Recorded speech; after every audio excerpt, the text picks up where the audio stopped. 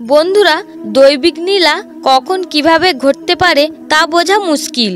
যে ভগবানের ইচ্ছায় এই জগৎ সংসার চালিত হয় তার কাছে কোনো কিছুই অসম্ভব নয়। আমরা মাঝে মধ্যে এমন কিছু ঘটনার কথা শুনি যা বিশ্বাস করা খুব কঠিন হয়ে পড়ে আমাদের কাছে। আর যদি কখনো এমন ঘটে যে স্বয়ং ভগবান তার ভক্তের সঙ্গে চলতে লাগলেন, তখন আমরা এর আগে বিভিন্ন ঘটনার কথা শুনেছি, কিন্তু আজকের ঘটনাটি সম্পূর্ণ ভিন্ন। নমস্কার বন্ধুরা, ভক্তের ভক্তি ইউটিউব চ্যানেলে আপনাদের সকলকে স্বাগত জানাই। আজকে আমাদের ভিডিওর আলোচ্য বিষয় হলো শ্রী বাঁকে বিহারীর এক অলৌকিক লীলা। বন্ধুরা, আপনারা যদি এই চ্যানেলে নতুন হয়ে থাকেন তাহলে অবশ্যই চ্যানেলটি সাবস্ক্রাইব করে নেবেন এবং বন্ধুদের সাথে শেয়ার করে দেবেন এবং কমেন্টে অবশ্যই শ্রদ্ধার সাথে লিখবেন জয় শ্রীকৃষ্ণ। বন্ধুরা, ভগবানের লীলার কোনো অন্ত নেই। আদিকাল থেকে শুরু করে বর্তমানে রয়েছে তার প্রভাব।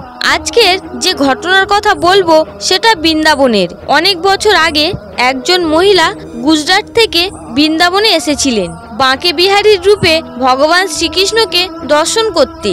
সেই মহিলা মন্দিরে পৌঁছে ভগবানের দর্শন করতে লাগলেন। অনেকক্ষণ দাঁড়িয়ে থাকার পর তার মনে এক অন্যরকম অনুভূতি হতে লাগলো। সেই বাঁকে বিহারীর বিগ্রহ তার কাছে অত্যন্ত প্রিয় হয়ে উঠল। হঠাৎ সেই মহিলাটির মনে হতে লাগলো বাঁকে বিহারীজি যেন তার খুব আপনজন। ভগবানের সাথে যেন তার এক নিকট সম্পর্ক তৈরি হয়েছে। তিনি মোহিতভাবে বললেন, হে প্রভু, আপনি কত সুন্দর। আমি যদি এখন বাড়ি ফিরে যাই তাহলে আমি আপনাকে আবার পুনরায় কবে দেখতে পাবো তাও জানি না। আপনার এই বাল্যরূপ আমার পরম নিকট হয়ে উঠেছে। আমার মনে হচ্ছে যেন আপনি আমার একজন খুব কাছের মানুষ। আপনি আমার সাথেই চলুন যাতে সব সময় আমি আপনার দর্শন লাভ করতে পারি।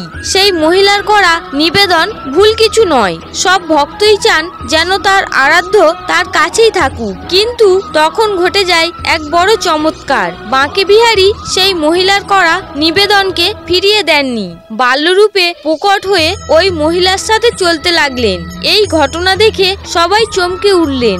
মন্দিরের সমস্ত পূজারীগণ এই রকম ঘটনা আগে কখনো দেখেননি। তখন মন্দিরের পূজারীরা চিন্তায় পড়লেন যে স্বয়ং ভগবান মন্দির ছেড়ে চলে গেলেন, এবার এই মন্দিরের কি হবে। তখন সেই পূজারীরা ভগবানকে মন্দিরে রাখতে অনেক চেষ্টা করেও ব্যর্থ হলেন। পূজারীরা সেই মহিলার কাছে নিবেদন করলেন, হে মাতা, ভগবানের প্রতি আপনার ভক্তির কোনো তুলনাই হয় না, কিন্তু দয়া করে ভগবানকে এই মন্দিরেই থাকতে দিন। তিনি চলে গেলে আপনার মতো অনেক ভক্তদের বড় ক্ষতি হয়ে যাবে। ভগবান যদি তার মন্দিরেই থাকেন এতেই তার ভক্তদের মঙ্গল। পূজারীরা অনেক সময় ধরে সেই মহিলাকে বোঝানোর চেষ্টা করলেন। শেষ পর্যন্ত সেই মহিলা রাজি হলেন। তিনিও বুঝলেন যে ভগবানের প্রকৃত স্থান তার শ্রীমন্দিরেই, যেখানে সমস্ত ভক্তরা তার দর্শন করতে পারে। তখন থেকেই আজ পর্যন্ত বাঁকে বিহারীর বিগ্রহকে বেশিক্ষণ কাউকে দর্শন করতে দেয়া হয় না। মনে করা হয় যে ভগবান সব ভক্তের প্রার্থনা এবং নিবেদন সহজেই মেনে নেন।